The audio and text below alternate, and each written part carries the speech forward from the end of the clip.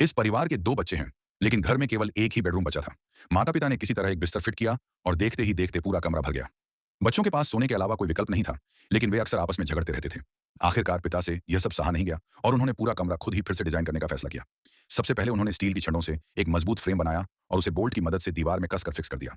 फिर उसे और मजबूत बनाने के लिए ऊपर लकड़ी लगाई। सोने में आराम मिले इसलिए दीवारों पर मुलायम पैडिंग लगाई और सामान रखने के लिए दीवार में कैबिनेट बनाया। मोबाइल चार्ज करने के लिए सॉकेट भी लगाए। ऊपर की तरफ बच्चों के पसंदीदा मॉडल खिलौने रखने के लिए लटकने वाली अलमारियां लगाई और सुरक्षा के लिए बेड पर गार्ड रेल भी लगाई। गद्दा रखने के बाद वह बड़े भाई का बिस्तर बन गया। नीचे दोनों बच्चों की स्कूल की चीजें रखने के लिए खुला कंपार्टमेंट बनाया।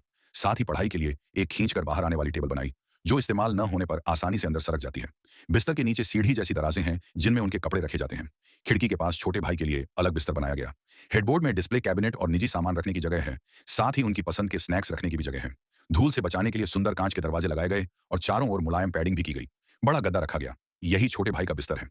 दोनों बिस्तरों के बीच की जगह को नाइट स्टैंड में बदल दिया गया, जिसके नीचे बड़ी दराज है। बिस्तर के पास एक बड़ी अलमारी बनाई गई, जिसमें कम इस्तेमाल होने वाले सामान के लिए अतिरिक्त दराजें हैं। इसके दरवाजों में 2 लेवल हैंगर लगे हैं, जो बच्चों के बड़े और छोटे सभी कपड़ों के लिए बिल्कुल सही हैं। स्लाइडिंग कांच के दरवाजे सब कुछ साफ और सुरक्षित रखते हैं।